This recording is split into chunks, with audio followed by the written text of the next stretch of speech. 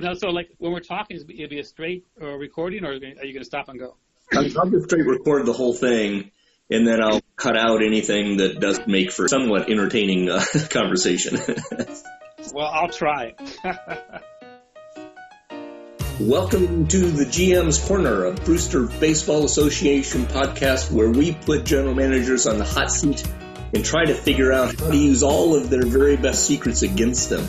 My name is Ron Collins. I'm general manager of the Yellow Springs 9, and today I've got the pleasure of having Valencia general manager Lee Honigsfeld here with me in the BBA Network studios. Take a look at the history of the league, and even way back in that venerable year of the 1970s, you will see Lee's name affixed to the Valencia Stars, so he is one of the true veterans of the BBA. Welcome aboard, Lee. I am really happy to have you on board here this afternoon. Thank you, Ron. It's very exciting to finally be on a podcast. After all these years, right? After all these years. You know, you're talking about all these years. You've had a couple of huge runs here with the Stars. Back in the 90s, you won 4 divisions in a row. In the late 10s and 20s, you won 4 divisions in a row. But the team has kind of fallen on some hard times recently. Finished this year at 66 wins. What are your thoughts right now as far as the Valencia Stars' overall situation in the season?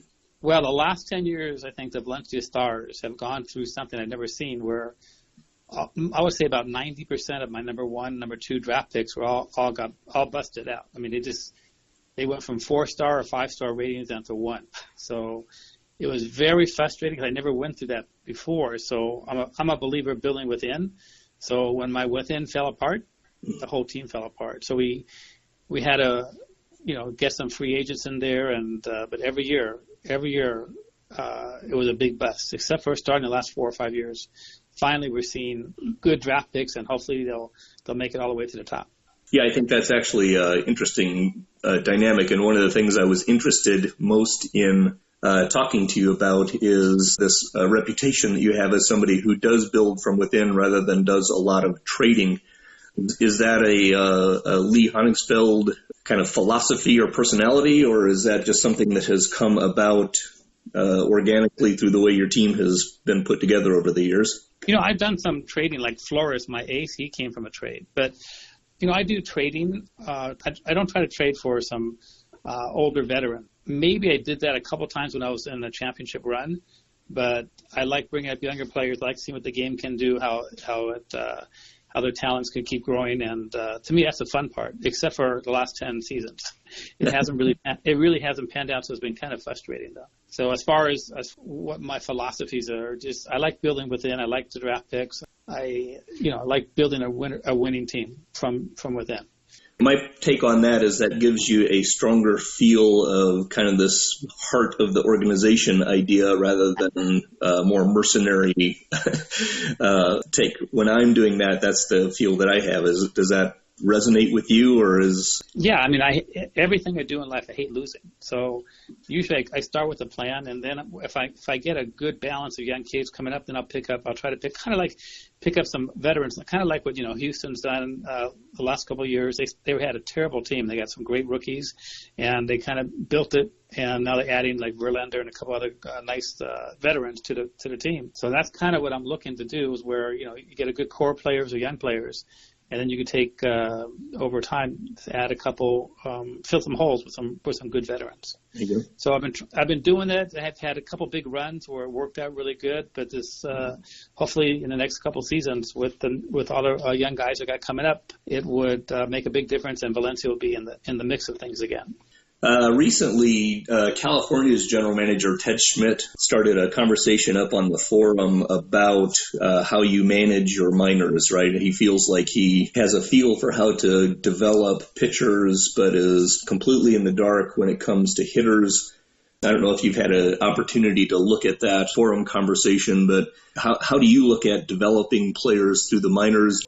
Do you feel comfortable doing that? What's worked for you? What hasn't worked for you? Well, I like on the younger players, I like letting them develop little by little, like starting in the lower leagues and then little by little bringing them up and see if they're developing. Sometimes I see some managers bring up a guy who's a 5-star prospect and only hasn't developed yet, and they bring them up a little too early. So I'm trying to like make sure that as they're developing, that they're when you bring them up, that they're really ready and they won't crash. Do you look for anything specific as you decide when to promote guys from level to level? Are you looking at ratings or performance or a combination of both, or what's your mindset on that? I kind of look at the ratings, and then I look at the performance. So I have a couple guys now that some of the ratings are looking good, but the performances aren't really that strong yet in AAA or AA. Mm-hmm. So I'm kind of waiting. I'll probably kind of leave them there again this year until I see their performances match the ratings. Yeah, looking at your organization, it feels to me like you have a wave of infielders coming up in the AA range, and most of your pitchers seem to be more scattered, right? AAA, AA, single A, rookie leagues, and maybe that's partly because of the way that the drafts have gone recently. I start off, when I started drafting, when you're filling holes like Valencia had the last, let's say, 10 seasons, you have a lot of holes to fill because all those draft picks I drafted earlier weren't really working. So my philosophy, when it's not working, I go after the best player available. So you'll see that there's probably a lot of infielders, but there's also a lot of outfielders that's available coming up the next 2 or 3 seasons. I just started picking up some pitchers the last couple seasons, usually in the number two pick. So hopefully they'll be developed in the next 3 seasons too. So the last 4 or 5 drafts, I really didn't have one hole I needed to kind of fix. I needed to fix the whole team. So you're kind of trying to orchestrate a timing thing in that sense. Get it all together up in a particular moment. So are you looking at 2035, 36, 37? When do we expect to see a coming together of all of the Valencia prospects? I would say, depends on how they develop, it could be about 36 or 37. Feels reasonable from the outside looking in, but you never know. You never know, right? They could all pop up tomorrow. That would be fun. Yeah. Yeah, that'd be fun. I mean, I need it. I just hate everything I do. I hate losing. So when your plan goes good, it goes good. When it goes sour, like this whole thing has gone the last 10 seasons, it's very frustrating to see, your number 1 picks or your number 2 picks is kind of totally fall apart within 1 or 2 seasons. Yes, I definitely dislike losing. I've said that before. I'm a person who just does not completely understand the whole concept of losing on purpose in order to just get a draft pick that might end up crashing and burning. You're kind of poster child for the case scenario of losing on purpose, right? I will never lose on purpose. I always put my best foot forward, and my goal with this team is always try to get 500, at least 80-some wins, and of course we're falling short. I don't have enough depth, and then some of the injuries the last couple of seasons kind of costed me, so we'll see. Alrighty, let me put you in the bright lights of the lightning round hot seat. Okay. Ask you a scattering of weird questions, kind of off the wall, whatever, and we'll just get your hot take reactions to it. And got it. Payback for that, if you would like to, at the end of that, ask me a question or 3. Whatever you want to ask is fine. Go ahead. I'm ready. Expansion this year. What are the best things and the worst things about expansion from Valencia's point of view? Well, expansion, at least we won't be one of the bottom teams this next year. I think expansion is very tough for the new team to try to pick up enough good players. And I like it because it gets the league stronger, more people in the league, more writing, more excitement. I never think it's a bad thing when Matt and you guys decide to expand the leagues. I think it's very good for the whole league. And also that means the league's strong. I mean, we wouldn't be expanding these many teams if the league was really weak. But we have a very good core, strong managers in the league. And I'm sure Matt and you guys, when you decide to expand, you looked at that and you felt that the league's ready for another couple of teams. Yeah, I always think that the most important factor of expansion is it's very important to have a core of really fantastic GMs, and this league clearly has enough. As long as you have enough fantastic GMs to support getting bigger, then you should get bigger. Right, and I've been here around when we had not that much support, and you had to kind of cut back a little bit. So, Matt runs a great league. It's been around for many, many years, and he really knows what he's doing. So, when he says we're ready for expansion, I just, of course, go with it. I think it's always a good thing. You go into the off season with several coaching spots vacant. What is your philosophy on coaches? What do you look for? Are they important to you? What are your thoughts? I think as they get higher up, I think the ratings mean something.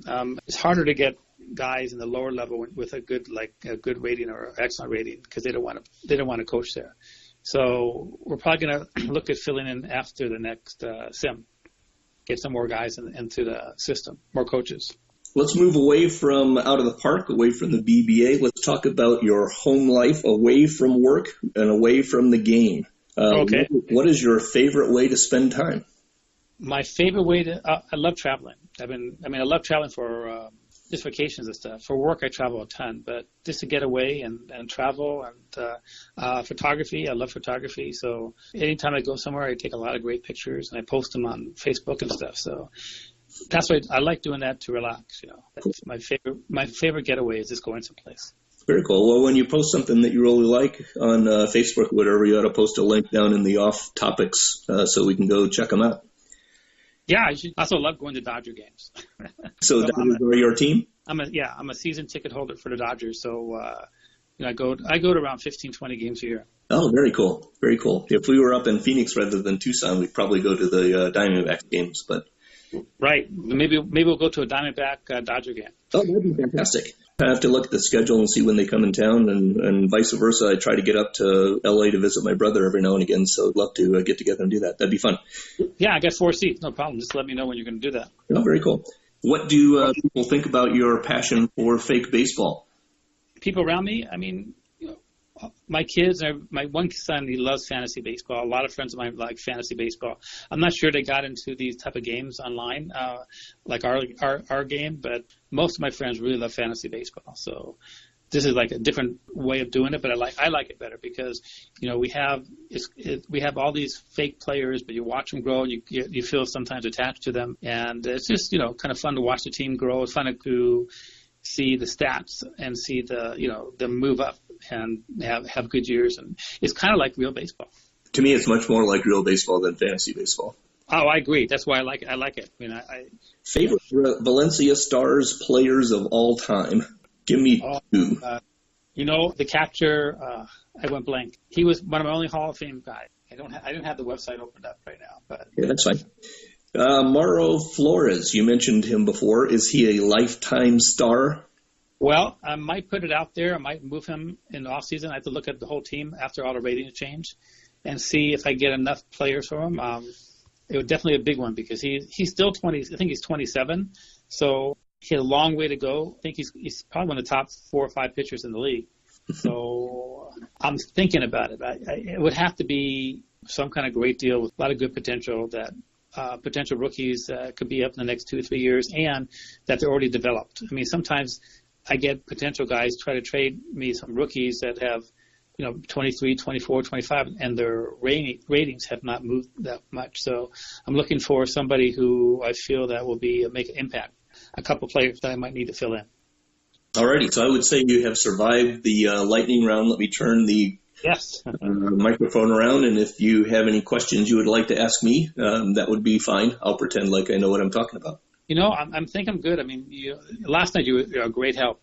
As far as questions about the league, I think everything you guys do is fantastic. It's probably one of the best run leagues around the whole, of all the leagues that are out there. Matt has a big passion for it, and you see it.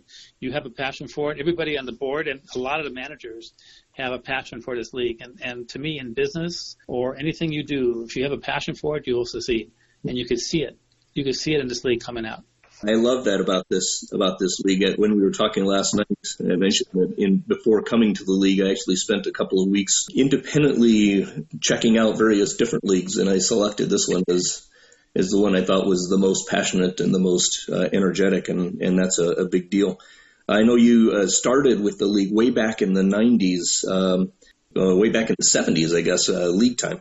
So right, yeah, I think it was the 70s. I started. I think Matt would probably know the GBC, and that's where the Valencia Stars were born. And then a funny story, a lot of guys don't know. I think Matt's written about it, but early on in the GBC, I don't think it was a text. I must have emailed Max. I emailed him, and I said there's a new game out there I read about. It's called OOTP 2. He goes, okay, so he actually went and checked it out. And, of course, that's when he really liked it. So that's when he started using the game.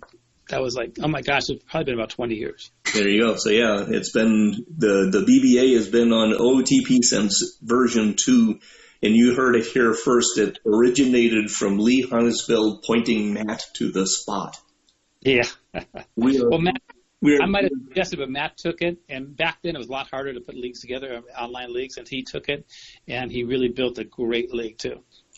Well, I know that you are a busy guy, and you have to take time off to your side job of being a furniture magnate. So I will close this off, and thank you for your time. Been a fantastic conversation. Hope to be able to do it again sometime. Anytime. I'm available anytime. Thanks, Ron. I appreciate it. The Brewster Baseball Association is an out-of-the-park baseball league commissionered by Mr. America himself, Matt Rechtenwald, and competed in by 28 outstanding GMs. You can check us out at montybrewster.net. You have been listening to the GMs Corner, a podcast where we put BBA GMs on the hot seat. Music is Cool Piano by Tigerius and is used under Creative Commons Attribution License.